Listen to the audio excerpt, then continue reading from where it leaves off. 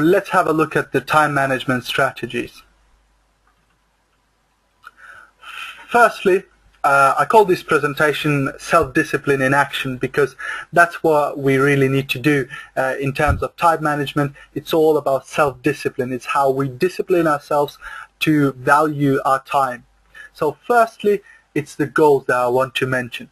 Now, there are different goals like personal and family goals, business and financial goals, self-development goals, and we need to be very clear about what goals are we making to ourselves and separate our time and allocate our time for these goals. And all of these goals have to be in writing.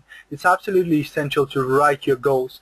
I never took it seriously before I realized the power of my goals. Once I started writing them down, I started achieving them, and that's why I think it's one of the most important things. If you have goals, you need to write them down, because then they will happen.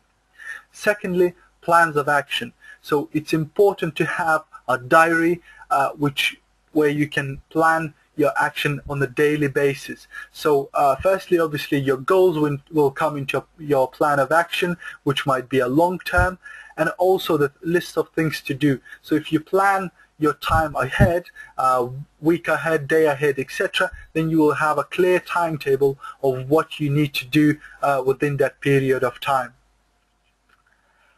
Thirdly, analysis. Make a list of things that you need to do a week before, a night before. Always prepare. It's important to know what's happening with your time. Instead of just going on a daily basis, oh, I'll have to do this, that, and the other, and then some things get done, some things don't get done. It's much better to have a list of what you need to do next day, within the next week, within the next month. So if you reflect on your goals, if you put your goal that, oh, I need to achieve the next level up in Orchid Club, so then you know what exact actions you need to take in order to achieve that, and that's how you can plan your days, weeks, and months ahead of you. And think about what can be delegated, what can be delayed, or maybe even put off. So things that are not that important can be put away, and things that are more important can be acted upon. And this is where we come to prioritizing. Now, value is the most important thing in prioritizing. So think, is this the most important task right now? What you do, we all sometimes are faulty of this thing, where we would concentrate on little, not important things and put away the hard task for later and later and later. So always think, what impact will this action have on the future? If we talk in terms of the business, which we're concentrating here tonight on, think in terms what this action will have impact on my business. How much can I progress with my business if I take this action or if I take another action? So always think what value the actions you do have. Fifth thing, the concentration. Do tasks right away. That's the most important thing, not putting it away for next day, next week, next month. Maybe someday. It just doesn't happen this way. Don't leave, come back, leave, come back, leave, because that just makes it worse. If you leave some tasks, it can take up to 500% longer to complete those tasks. So if you keep coming back, leaving it, coming back, leaving it, it will take a lot longer to do that task. Always try and complete your task as fast as you can, and choose, as I said earlier on, the most important tasks first. So what tasks might be due? We have this ABCD model. So A, I must do, B, I should do, C, would be nice to do, D, delegate, E, eliminate. And that's where planning ahead comes in. So if you plan your day ahead in the evening, if you sit down and think, okay, tomorrow, how much time I've got and what do I need to do? And this way, then you can think which tasks are must, which tasks are shoulds, which tasks would be nice, which tasks are not really that important and can be delegated to somebody else, and which tasks are of no value at all and can be eliminated from your next day's diary. However, if you don't plan your day ahead, then you will end up doing tasks at random. So you might be doing a lot of the tasks which could have been eliminated or delegated in the first place, and leaving the tasks behind that are literally must do. Number 7, deadlines and rewards. Now there is a principle called Pareto principle, which is another name 80-20 rule. And this is the fantastic rule, and it's been tested and proven to be very valid, which means that 20% of the things you do will have an 80% impact on your business, and another 80% of things that you do will have only 20% impact on your business. So it's the importance again that we come to. So those 20% of the things are the most important to do, but very often we end up doing the things out of that 80% that are not that relevant. So always concentrate on those 20% that are most important. And also there's something we call forcing system. So tell others what you will complete, otherwise you will never do that. So a lot of the things that you keep putting away, if you want to complete it, tell somebody else you're going to do it. Very useful way I find doing it is with my sponsor. Now I respect my sponsor, and I really like my sponsor, and I always, if I want something really done, I will promise my sponsor that I will do this. You know, if I let's say preparing a presentation on time management for a weekly webinar. Now I might have not had the time to do this, or I might have found other things to do, but instead I promised my sponsor that next week I'll do a time management training for the people who join us for the webinar. Now because I promised it, I have to respect that promise, and I have to keep you know, my name good. So that's why I had to sit down, allocate time, and create this presentation for it. But this way I ensure that this task will be done. Now if I never told anybody about it, I might have gotten away just by doing the first part of presentation and saying a good night to everybody. But this way, when you tell others that you will complete something, you force yourself into doing that. Otherwise, there's another thing, what we call Parkinson's law, where you keep putting away all the time. And there's so many people that do that on a daily basis. They have very important things to do for their business to progress or wherever, and they keep putting these things away. And beware of people who are going nowhere and want the company. Now this is something Brian Tracy says, and I love this saying, you know, people who are going nowhere and they want the company. They want you to accompany them, and beware of these people, and try associate yourself with people who have clear goals, who are action people, because that's how you will become. If you become part of the group who procrastinate, who don't do things, who keep putting things away, that's what you start doing too. Time log is number 8 on tonight's presentation, and it is so important, you know, where your time goes. And you know, action plan is something that you do in advance. So let's say you will plan a week in advance, or you will plan a day in advance. A time log is something that you do afterwards. So after a week or even after a day, you can sit down and have a look through your timetable, through your action log, see what got done and what wasn't done, and then think, where did your time go in these days, in this week, etc. And you can then, when you reflect on that time, you can find spots and places where maybe you wasted some time, or maybe you haven't used your time efficiently in certain places, and then you can change it maybe next week or next week, etc. So this way you will be improving your efficiency constantly. Whereas if you don't look back and you just keep making new plans, and a lot of the targets or to-do things are the same things that you had to do last week but you didn't do, and you put them for next week and then next week, and you never reflect back on the last week or the previous week, this way you will lose track of where your time goes. Number 9 is procrastination. As I said earlier on, this is a killer in any business, because procrastination will delay a lot of the progress. And a lot of people I meet in this business, some people in my team, who join this business in hopes of becoming diamond orchids within a couple of months, but then it doesn't happen, and very often they will blame the business. They'll say, well, this business doesn't work. But a lot of the times I can see that people don't really do that much with their time.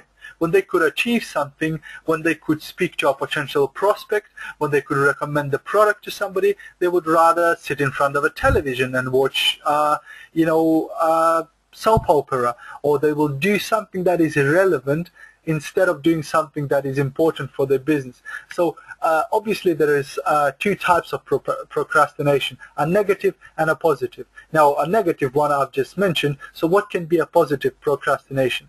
Now a positive procrastination is things that what we call in psychology a delayed gratification. So now let's say that you had a busy week and you want to go out for a drink in a pub, right? And let's say you also have a potential prospect that could meet with you on Friday evening. Now Friday evening is when you normally go out for a drink, and you might say, well, maybe I'll just skip this meeting with this potential prospect for the business. I'll rather go for a drink. Now this is something that you might have missed an important meeting. Maybe you would have had a really nice member in your team. So positive procrastination would be to put away that having a drink for another day, maybe Saturday evening or Sunday evening, and do the more important thing for your business now, and then maybe catch up with your social time or other things that might not be that important for your business later. So this is a positive procrastination where you can put away things that are not that important. But with the tasks that are important, do it now. Do it now. And break tasks up into smaller pieces. This is essential for achieving any type of goal. A lot of people say, well, how can I put a goal to become a diamond orchid? I'm now at 3% and I have no idea how could I achieve a diamond orchid level. And obviously if you put your goal on something like diamond orchid, it will be very difficult. But you need to break it up into smaller pieces. So instead of putting your goal, okay, I want to become a diamond orchid next month, put the goal of becoming diamond orchid within a year, let's say. But then you can break it down into short-term, medium-term goals. Now your short-term goals might be thinking, you know, what I can do to come closer to becoming diamond orchid. Okay, so what are important things? First thing, building a team, right? So one of your short-term goals might be to speak to more people about the business, to recommend the business to more people. What's another thing? Well, trying the product and recommending the product to more people, right? So another goal of yours for short-term might be recommending the product to more people. And this way, when you break the big goal into smaller pieces, it becomes a lot more achievable. If you set yourself a goal that speak to 10 people every week about the business, now that it becomes a lot more realistic than achieving a diamond orchid next month. So think about breaking down the tasks into smaller pieces. Let's say you have 100 people in your team and you think, well, now would be a good time to speak to all members in my team. But speaking to 100 people in one go, it's an enormous task. However, if you break down and say, okay, for the next 3 weeks, I'll speak to 5 people a day. Now that just became a lot more achievable, and you can achieve it over time because you've just broken it down to smaller pieces. Number 10, delegate. Think about the tasks that can be done by other people. Not everything has to be done by you. Think about the tasks like cleaning, washing your car, etc. You can outsource a lot of things.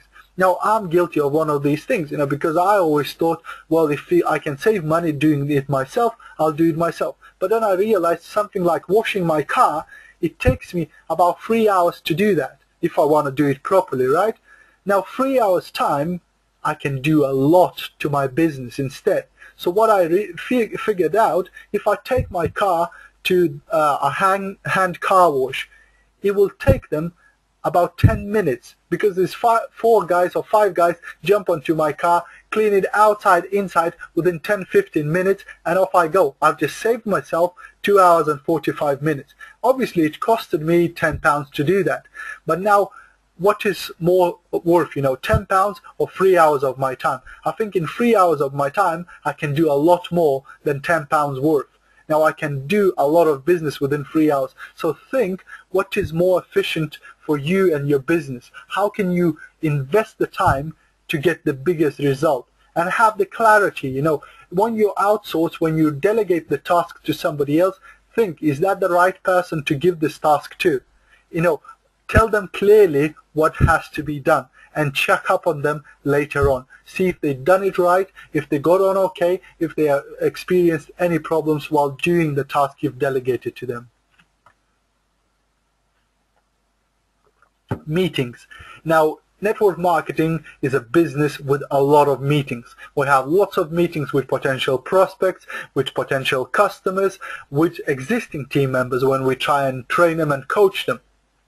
Now, it's easy to start wasting time during meetings, and you need to be precise. If you want to manage your time properly, you need to have some rules. So for the meetings, right away, you need to think about the purpose of the meeting. If you're meeting a prospect, yes, you might have time to make a relationship, to talk about their family, their goals, etc. But if you're meeting with your existing team member and the purpose of the meeting is discussing how they can build a team, now save yourself some time and don't go into chit-chat then. Time.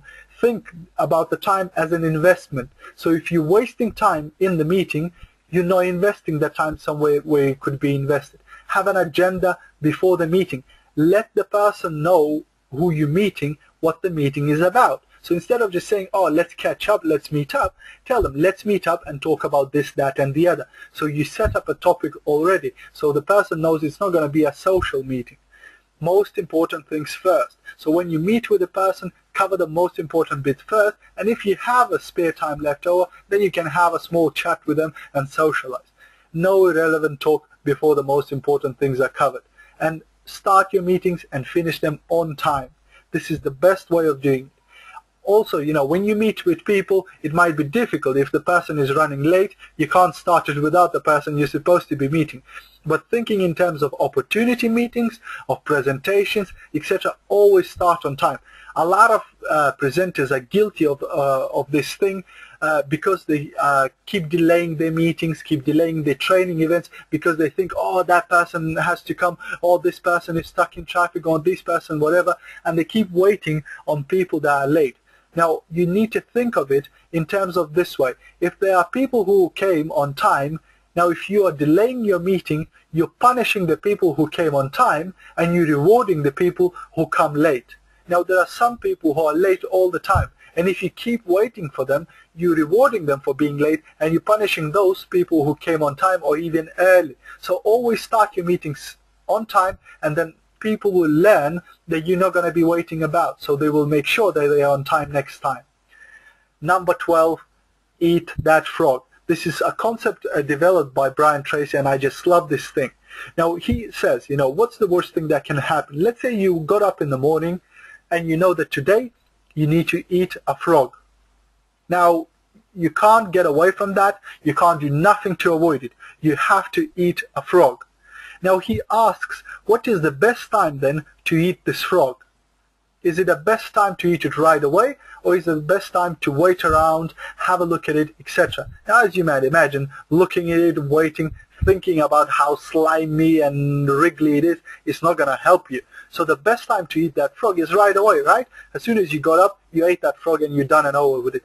That's how you need to look at the tasks you need to do. Now, we have these tasks all the time that are like those frogs. We despise them, we don't want to do them, we don't even want to think about them. And we keep procrastinating. We keep thinking about, I need to do this thing, but I just can't force myself to do it. I just can't do it, So if you do it right away, just got up in the morning, I've got this worst task today, and you need to do it right away. You've got an over with it, you're done and over with it, and that's it. So think always in terms of eating that frog. As soon as you got up, do the task you hate the most, because majority of the times the tasks that you dislike the most, that are most frightening to you, that are the ones that need you to get out of your comfort zone, are the ones that are most important for your business. Now, think about it. If you need to eat 2 frogs, now you got one ugly one and one that looks a bit more pretty. Which one should you eat first?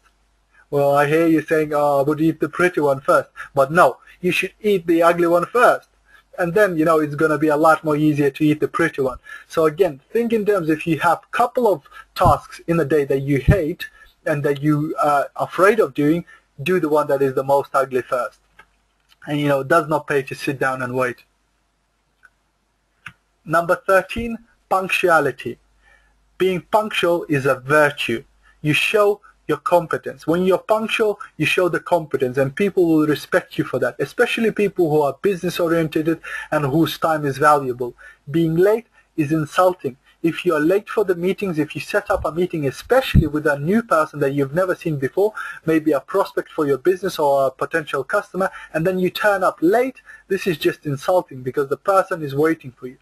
My motto is always better half an hour early than 5 minutes late, but normally 15 minutes early is a really good timing. So if you come 15 minutes, 10 minutes early, it's very good. You show respect to the person, and if the person is not there yet, it gives you time to prepare. Especially if you're meeting a new prospect, you need to think, oh, what you're going to say to them, how you're going to present your business. And if you come there late, it gives you no time to prepare. If you came there early, you can set up your laptop or set up your paperwork or set up your samples or whatever it is. So you get an advantage, you know. So don't keep people waiting. Number 14, lack of concentration. It's a very bad thing, and a lot of people are guilty of it. You know, you need to be paying attention, especially in meetings. And one thing any network marketing person should have with them is a notebook, and always take notes. Now, it's not a bad thing to forget things. You know, we all do that, because as your business will grow, as your team will grow, you start forgetting things. You know, you get a lot of things happening and you forget stuff. That happens with me. If I don't write things down, I forget it. And that's why it's essential to have a diary, to have a notebook, that whenever you go, wherever you go, even when you're calling somebody, you can take notes right away. So if you got a call, somebody says, you know, somebody from your downline says, oh, I've got a new person, I'd like them to meet you, talk to you, etc. Could we meet, you know, on weekend, etc. You can take notes straight away. You can write down, weekend, meet with this person. Otherwise, you might forget. If you met somebody new about the business, again, you take notes about what they say, what are their goals, what are their motivations, what their work arrangements, what days are they free, etc. When you take these notes, then you can reflect back to them later, because you can't remember every single detail. Number 15, work simplification. What can be done cheaper, longer, faster, better, easier?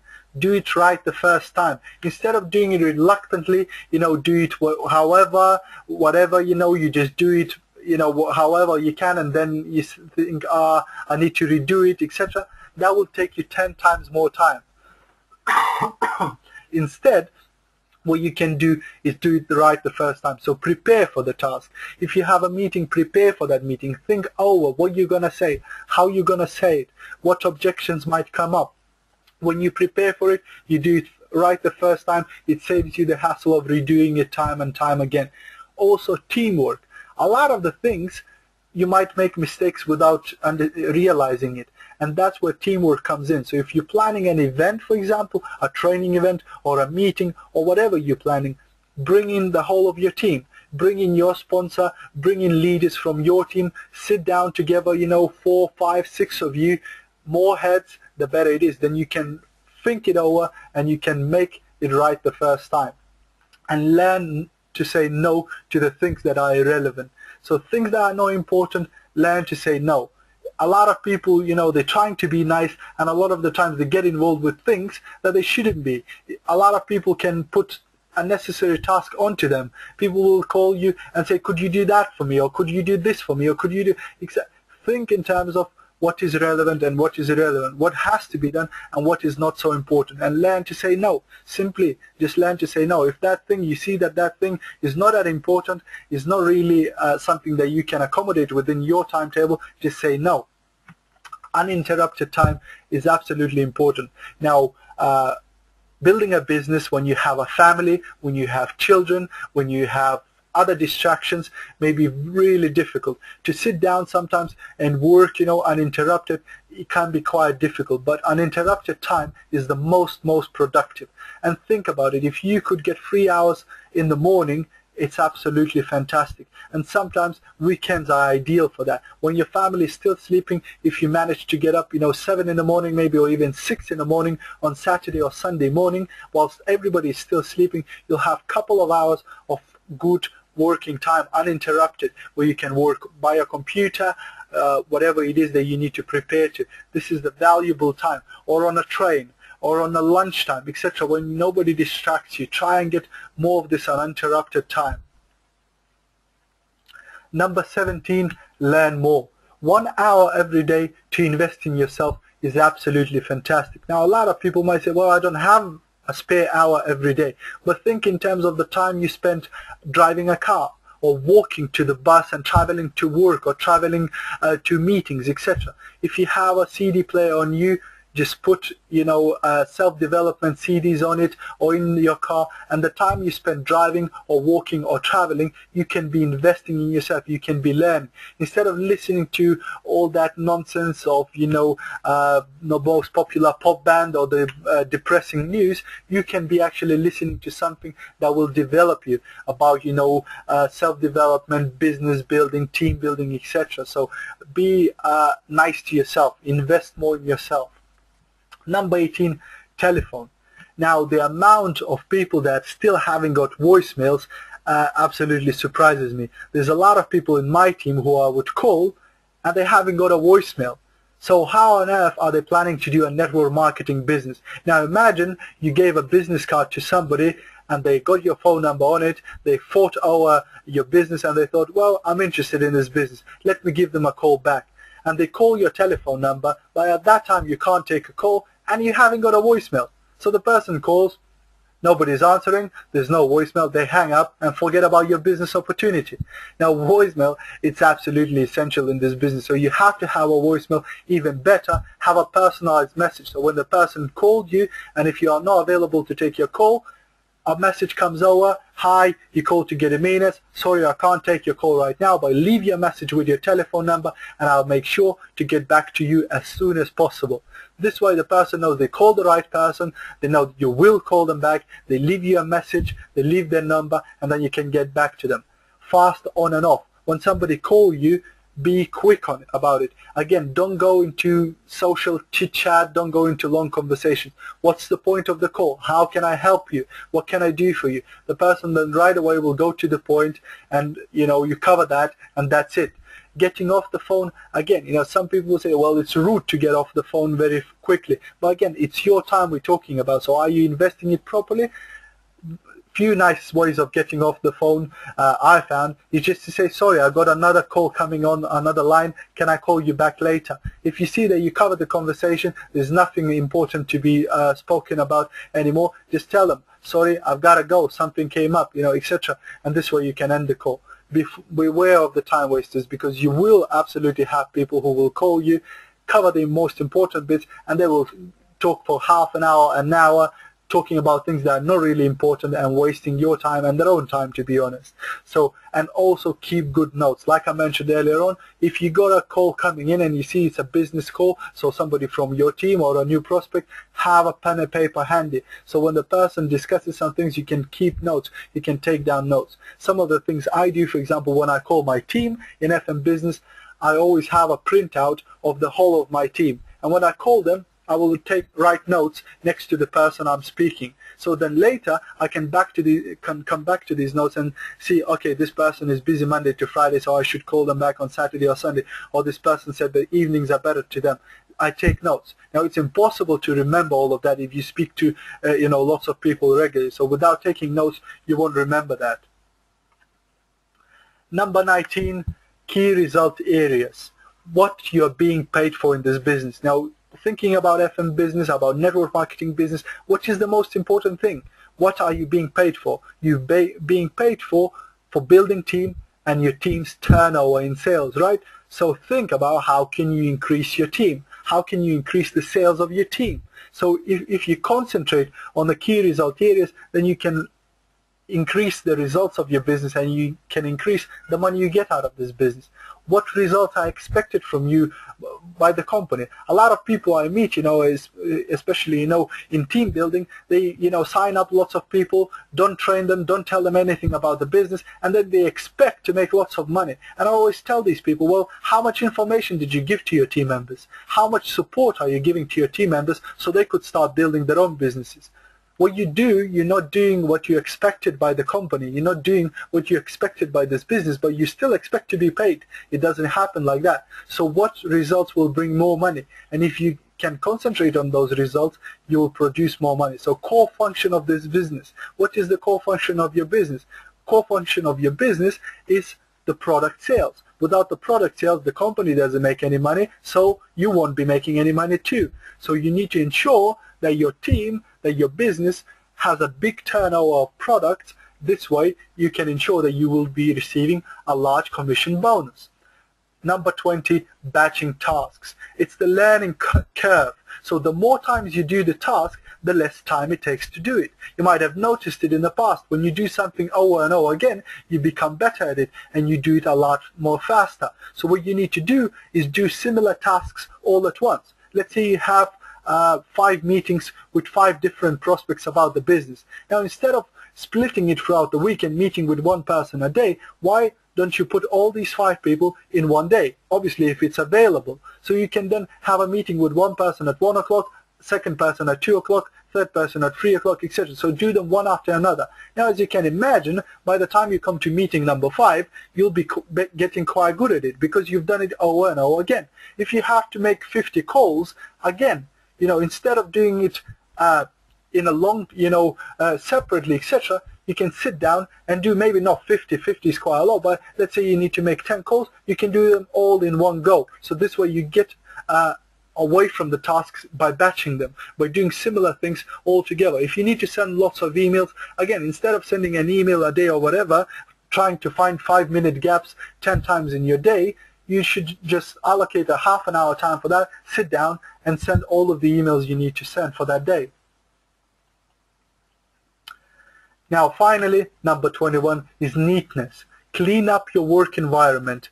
It can improve your productivity by 20–40%. I know it's sometimes hard to find this working space within a household when you run the business from home, but try and get a work desk that you can get away. You can have a clean working environment to do your business, whatever it is, over the computer, over the phone, etc., having meetings, etc. So having a nice clean table. And there's a trap system, which firstly, toss away. Things that you don't need on your table, just chuck it in a bin right away.